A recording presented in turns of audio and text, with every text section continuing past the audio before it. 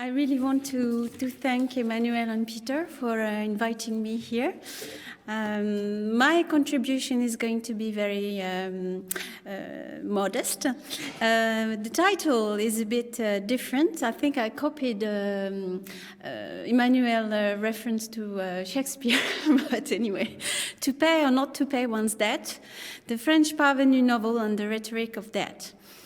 The relationship between economy and fiction is particularly interesting in the 18th century, as it is a period of economic and social change, as all of you know, which saw not only a progressive erosion of the importance of the landowning aristocracy, but also a transformation of the traditional system of debt centered around this caste. It was during the Enlightenment period that one of the framework principles, and even several of the framework principles of economic liberalism developed, whereby the multiplication of economic exchanges was seen as the basis of collective prosperity, plus this notion of equilibrium and the compensation through exchanges, compensation of loss and gain through exchanges. In a book published in 2008 and translated into English in 2014, The Moral Economy, Poverty, Credit and Trust in Early Modern Europe, historian Laurence Fontaine shows that the system of debt changed considerably during the 18th century. She describes the shift from traditional debt with somewhat vague conditions and duration to a precisely calculable debt, the abstract debt of the market, as opposed to the personalized debt within a given community. When considering the debt system in the 18th century, we must therefore keep in mind this moment of transition, a transition that is reflected, among other things, historically, in a sharp increase in the phenomenon of imprisonment for debt. Of course, it's a moment of coexistence between several types of debt. So we see with the topology, but several kinds of debt coexist at the same moment in time. For David Graeber, too, the debt system is an instrument of social and moral enslavement. Whatever the approach, it seems clear that the system of debt in the 18th century is transformed from a traditional arrangement to a precise market-based system that would itself become an instrument of power. I would like to examine today the way in which a novelist invents, imagines, literary means of extricating himself and his characters from the bonds of debt. Due to time constraints, I will in the end focus, my previous plan was much more ambitious, but so I will only focus on one novelist and one novel, so Marivaux, The Paysan Parvenu, by questioning how the novelistic forms explore the evolving conception of the obligation to repay debts in the society of France Ancien Régime. Most of the first-person novels of the period employ the same device, which places the notion of debt at the heart of the novel. The hero narrator is a man without fortune. In the case of parvenu, as a noun, the word means upstart or social climber, and it is used in this meaning as a noun from the 18th century, parvenu. So in the case of parvenu novels, the protagonist's social status and financial capital improve as the novels progress. The parvenus are in a way self-made men or women, but the novel's discourse on debt is far from being an unequivocal hymn to individual merit. Nothing is unequivocal in the 18th century anyway. We can identify several levels of speech in the first-person novel, and by simplifying a little, we can reduce this to two. The character speech, addressed to other characters in the past and reported, and the narrator speech, addressed to the reader in the present via the narration. Any debts contracted by the character therefore pass through one of these two filters. the debt in the character's speech, and or the debt in the narrative and the narrator's commentary. So my point will be, the structural feature of the memoir novel meets with the twofold nature of the rhetoric of death. Marivaux has written, amongst other literary genres, two famous memoir novels, one with a female hero narrator and the other with a male. The sociological profile of the two heroes is similar. Marianne is an orphan, adopted as a baby by a poor priest and his sister, who provide her with a good education and good manners. When they die, she's cast into the world, that is Paris, without a penny and without a name. She's on the point of becoming a linen maid, she's on the verge of prostitution, and is finally adopted by the noble and rich widow.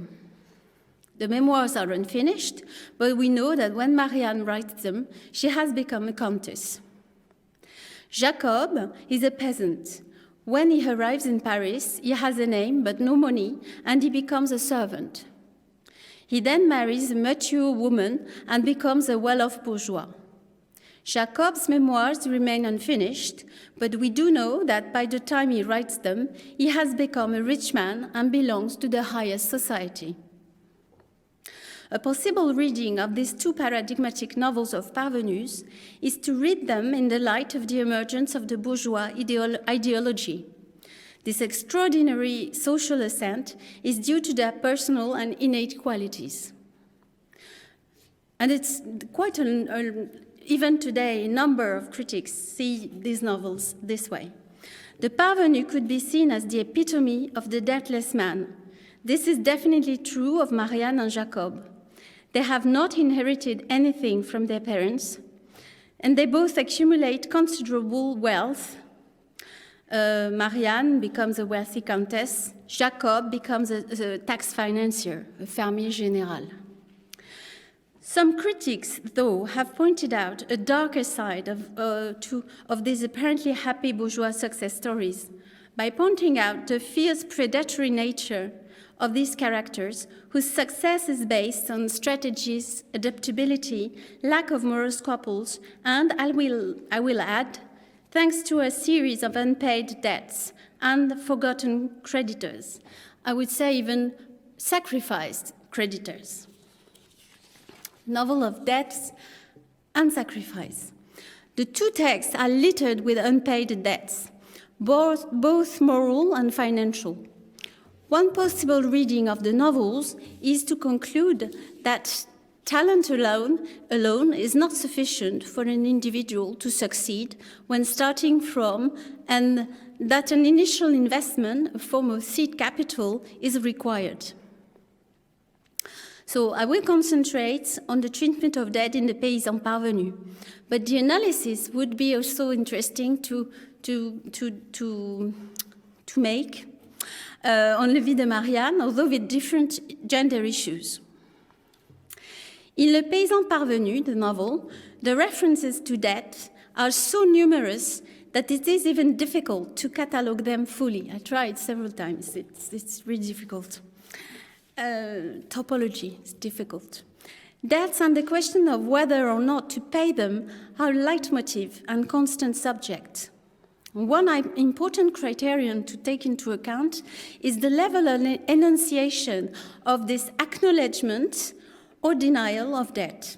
So my first 2 points will be to show how the rhetoric of debt is different in the dialogues between characters and in the narrator's discourse. And then in a third point, I will examine how Marivaux manages to play in a meta-narrative manner with the logic and the rhetoric of debt. So my first point, one characteristic of the rhetoric of debt is in this novel is the very denial, 1734, 1735, Le Paysan Parvenu, is the very denial of its existence. The debt is almost never evoked in the first person in direct speech.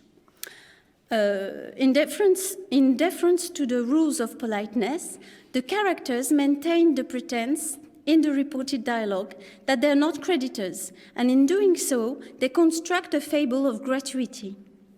The code of politeness that govern life in society dictate that one should downplay one's own merit to avoid openly undermining the self-esteem and save the face of one's interlocutor.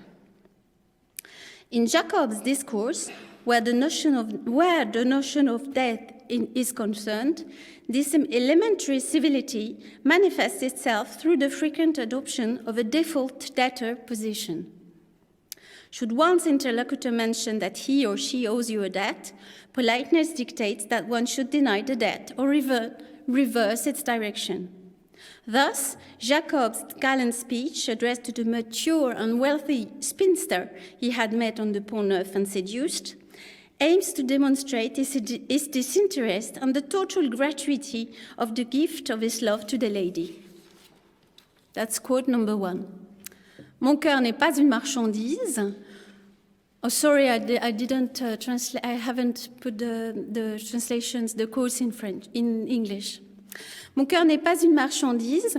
On ne l'aurait pas quand on m'en offrirait 1000 écus plus qu'il ne vaut. Mais on l'a pour rien quand il y prend goût. Et c'est ce qu'il a fait avec vous sans rien demander en retour. So I won't read the second one, but it's the same idea. The inherent message of these emphatic exclamations is to suggest that the various flows of goods and feelings between characters are not remunerated and involve no debt or money counterparty. It aims, of course, to eliminate from the dialogue any suspicion of prostitution, which is flattering neither for the buyer, the mature and rich woman, nor for the seller, the youthful and poor Jacob. This manipulation of words in the dialogue is no more than an artifice of discourse. While this makes the exchange more acceptable to both characters, it has the paradoxical effect of underlying to the reader another way of interpreting the flows that circulate between the two characters. There are many other examples where a transaction is camouflaged and where the discourse contains a rejection of money, such as when Jacob resists Madame de Ferval, who offers to pay for his journeys by coach to his little house, which is some way from city center. That's quote number 3. À la fin, pourtant, dans l'étourdissement où j'étais, je cédais aux instances qu'elle me faisait.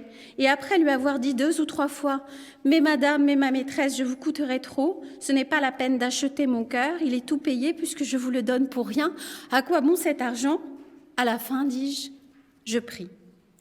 In these examples, Jacob's speech highlights with an irony that can be attributed in part to the narrator and in whole to the novelist, the contradiction between what he says, I prefer not to introduce money into an emotional exchange, and what he does, I take the money anyway. These assertions of gratuity take the form of denial, but also contradiction, since in the very process of claiming to be alien to the logic of debt and compensatory transaction, they both draw on the lexicon and precisely adopt the model of what they purport to reject. In both cases, Marivaux accentuates, by all possible stylistic means, the contradiction between the profusion of signs that say gratuity, à quoi bon cet argent, and the reality of the gesture always summarized by the simple verb take. À la fin, dis-je, je prie. This contradiction is further accentuated by the absolute use of the verb to take, which underlines the disjunction between profuse signs and a single, unambiguous gesture that undermines the words it accompanies. To summarize, we could say that the discourse on debt is in the conversation between two characters, indirect speech, undergoes a two-stage transformation. In the first stage of this transformation, the transaction is portrayed as a simple gift. In the second stage, the meaning of the underlying implicit debt is subjected to a process of oscillation, vacillation, as the characters in the back and forth of their polite and coded dialogue, repeatedly blur and distort our understanding of the exchanges of goods, service, and sentiment that flow between them. The purpose of its displacement is to transform an exchange that the narrative presents as a transaction, it is recognizable as a transaction, into a gift at the superficial level of the dialogue. Were this transaction visible and explicit, it would be humiliating for both parties to the contract, the one who sells his body, the one who buys it. The discourse on that, therefore, functions as a screen discourse that masks and blurs the balanced transaction between body and money, or, if we want to be more romantic, between emotions and money. Jacob uses the term debt itself only once in a particular context. The word debt is used when the narrator recounts how he did not attempt to marry a younger woman when he had the opportunity, instead of the marriage with the older woman. Marivaux is obviously making fun of the ethical dimension of this assertion by showing a character who defines his sense of honor with a precision and a faithfulness that are commercial. Jacob, who could have tried for a better marriage with a woman as wealthy but younger, but he remains loyal to the First Lady because he says he owes her a debt of gratitude, given that she chose him when he was just an unemployed servant in the street. The irony towards this way of perceiving loyalty is further accentuated by Marivaux in the construction of the text and the hierarchy of reasons listed by Jacob for staying with his first fiancée. That's quote number 4. Mais Mademoiselle Habert is the first spinster, mais Mademoiselle Habert était plus sûre que tout cela. Elle ne répondait de ses actions à personne, et ses desseins, s'ils m'étaient favorables, n'étaient sujets à aucune contradiction. D'ailleurs, je lui devais de la reconnaissance, et c'était là une dette que j'ai toujours bien payée à tout le monde. Ainsi, malgré la faveur que j'acquis dès ce jour dans la maison, malgré toutes les apparences qu'il y avait que je serais en état de me faire valoir, je résolus de m'en tenir au cœur le plus près et le plus maître de se déterminer.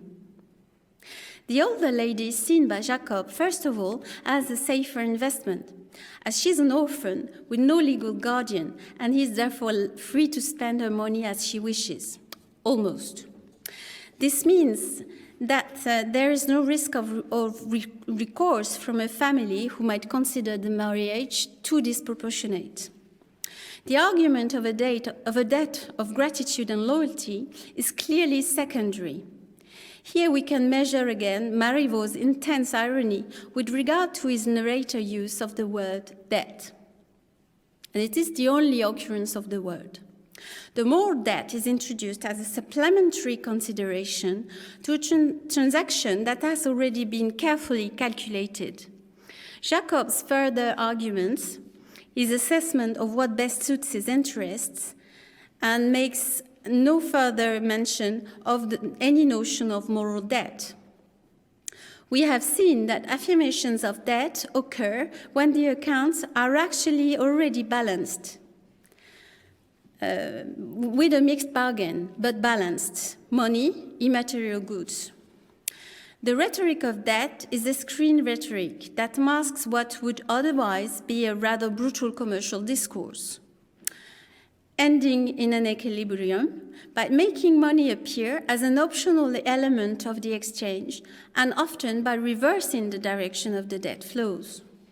Debt is both an aporia and a screen that blurs the nature and meaning of the flows of goods and emotion. But debt is also a source of interference in the narrator's speech. So that's the second point. The discourse on debt is clearly excluded from the narrative when a debt is actually contracted and has not been repaid by the hero narrator. This is the case, for instance, in the initial episode in which Jacob finds himself with a young chambermaid who's in love with him. The trio of the master, Jacob, and the pretty maid is based on an ancillary service circuit close to prostitution. The master buys the love of a maid. With the fortune thus acquired, the maid has a dowry, and she can marry the poor young man she finds attractive. Jacob understands the transaction, even if he pretends not to. In his actions, rather than his words or thoughts, that place him in a position of default with regard to this debt. Despite not explicitly promising anything or signing any documents, he takes the money that Geneviève gives him. The word take disappears from Jacob's account, as if he wanted to further reduce his responsibility in this three-party debt system. When the verb disappears, it means something, the verb take. That's quote number 5. Là-dessus, je la quittais un peu inquiet des suites de cette aventure et avec quelques repentirs d'avoir accepté de son argent. So he doesn't use the word prendre, but the word accepter. Car je devinais le biais qu'elle prendrait, but the verb take appears later. That's Geneviève who uses it. Le biais qu'elle prendrait pour venir à bout de moi. Je m'attendis que monsieur s'en mêlerait, je ne me trompais pas. On the other hand, when the master reminds Jacob in the reported dialogue that the gift of money accepted makes him Geneviève's debtor, it is expressed explicitly in the master's speech. That's quote number 6. Non, monsieur Jacob, j'y mettrai bon ordre, et puisque j'ai tant fait que de m'en mêler, que vous avez déjà pris de son argent, take, sur le pied d'un homme qui devait l'épouser, je ne prétends pas que vous vous moquiez d'elle. With perfect timing from Jacob's point of view, but at a bad time for Geneviève and for the master, the latter, who wanted to make Jacob pay his debt, is struck down by a heart attack. Marivaux is having fun here, making God reappear in the character's speeches as an essential actor in the system of debts and remuneration between men. I will come back to this, because it's not only irony. This replacement of God. Jacob flees, Geneviève finds herself a lost girl, stripped by another servant of the nest egg that she had acquired by prostituting herself to a master. She has also lost her only capital on the matrimonial market, namely her virginity. She thus becomes unmarriable, with no reputation, and is no doubt condemned to a life of prostitution. For his part, Jacob, equipped with new skills acquired partly thanks to the money given for nothing by Geneviève, continues on his upward trajectory in life. When he rescues a mature woman, Mademoiselle Habert, when he rescues this mature woman who faints in front of him on the Pont Neuf, his manners are sufficiently polished to gain her admiration, because he learned how to write and he learned arithmetics and he learned how to read with Geneviève's money. She thanks him, so the old Mademoiselle Habert, she thanks him by praising his moral righteousness and good heart given by God. That's quote number 7. Écoutez, mon fils, vous avez vraiment des grâces à rendre à Dieu de ce cœur droit qu'il vous a donné. C'est un don plus précieux que tout l'or du monde, un bien pour l'éternité. Jacob's story from beginning to end is therefore based on a huge contradiction.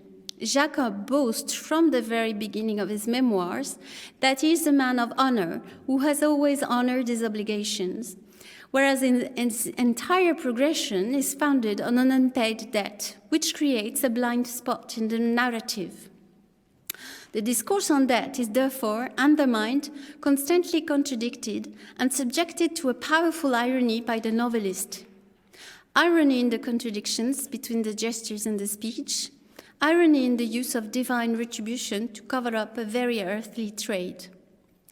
Thus, while the female characters congratulate Jacob for his good heart and predict that he will be rewarded by God for his good deeds and generosity, they will, in the next narrative sequence, give him money in exchange for the use of his body. Marivaux's text constantly undermines and chips away at this pretense of rectitude in the honoring of debts, be they monetary moral, or even narrative. That's my third point. The final way in which Marivaux questions the logic of debt is meta-narrative. Marivaux finds a literary response to question the logic of debt, the tyranny, maybe, of debt, or rather to avoid submitting to it. The story of a life has an obvious pragmatic dimension. Retelling the story of his life and retracing his Parvenu's journey from poverty to success, from poverty to riches, is a way for Jacob to settle his unpaid debts. He says this explicitly at the beginning of his memoirs. That's quote number 8. Le titre que je donne à mes mémoires annonce ma naissance. Je ne l'ai jamais dissimulé à qui me l'a demandé. Et il semble qu'en tout temps, Dieu ait récompensé ma franchise là-dessus. Jacob, as narrator, clearly expresses candor and gratitude towards his creditors, which he contrasts with the attitude at the threshold of the text of his nephews who do not recognize the debt of life that they owe to their cabaret owner of a father. As we know, Marivaux follows this with an introductory episode to Jacob's adventure, in which an unpaid debt has grave consequences for the creditor, Geneviève, who is a clear loser in the narrative's profit and loss account. Yet, much as the novel, through the plot and the reported speech in the narrative, creates a certain confusion around the question of debt, who owes whom. Is it wrong not to pay one's debt? Is Jacob a faithful debtor or a disloyal lover? Marivaux himself composes a novel that falls short of readers' expectations. The narrative debt that Jacob intends to pay remains unsettled because Jacob will never tell the end of his story. The poetic debt that Marivaux owes to his readers, who had bought the first 5 installments of his story, will remain forever unpaid. At the end of the 5th installment, the 5th part, published in 1735, Marivaux leaves the plot wide open. In this 5th part, Jacob has acted with bravery, helping out a young and rich aristocrat who was attacked by murderers. The novel definitely comes to an end when Jacob is in the position of a creditor, thanks to this fortunate gesture of bravery towards a man who can make his fortune. The Paysan Parvenu was first published in 1734, with the publication of the first 4 parts in that year. The last part is published in 1735. Between 1735 and 1742, Marivaux continues to write and publish, but the part 4 to 11 to the life of Marianne. But he will never go back to the debt laid open by his Paysan Parvenu, and he will never give the end to Marianne either. 1737 happens to be the year of the proscription of novels in France. The reason officially given is that this system of serializing novels and publishing by installment could be seen as a form of con, offering poor value to the reader, given that some novelists did not fulfill their promise to the consumer and never provided the end of the story. Generally, critics interpret this proscription as an assertion of power, royal power, over novels and novelists, all the more so as publication by installment made censorship more difficult to handle. However, if we consider that publication by installment creates an ongoing debt contracted by the novelist and owed to the reader, then Marivaux's failure to complete memoir novels can be seen rather or also as a refusal to submit to the moral, commercial, and artistic obligation to settle the debt, an obligation that the proscription reminded to the public in 1737. By deciding on 2 occasions to interrupt his story, leaving an outstanding debt to his readers, Marivaux asserts, among other things, his artistic independence from commercial logic and the moral obligation to provide an end to the story. I will conclude in 2 words. The adventures of Jacob, of Marianne, are like a voyage into the depth of a polysemy of debt and the signs of debt. As in the strange allegory of another of Marivaux's texts, Le Voyage dans le Monde Vrai, the memoir novel, it's in Marivaux's journaux, the memoir novel allows the reader to see through the different layers of debt, the different point of view on debt, on the situation of debt. Depending on your perspective, the debt can be reversed or obliterated because everything is subjective in the realm of debt, at least in the realm of novelistic debt. Every situation is subject to several readings and interpretations. The narratives of Jacob and Marianne highlight the gap between actions and speech related to debt. Debt is always used as a screen discourse that conceals hidden markets, other markets. In the dialogues, the speech exchanged with others in the past, the free gift, the gift that does not create any debt, appears as an ideal in the surface discourse. The discourse on free gift is itself something to give to the other who receives it as a gift. This could be difficult to discern in this maze of gift and debt, but Marivaux himself may have given us a clue. By not paying his narrative debt, he chooses not to abide by the moralistic logic of debt, leaving the reader uncertain of the meaning of monetary debt in his novel and in his time. Thank you.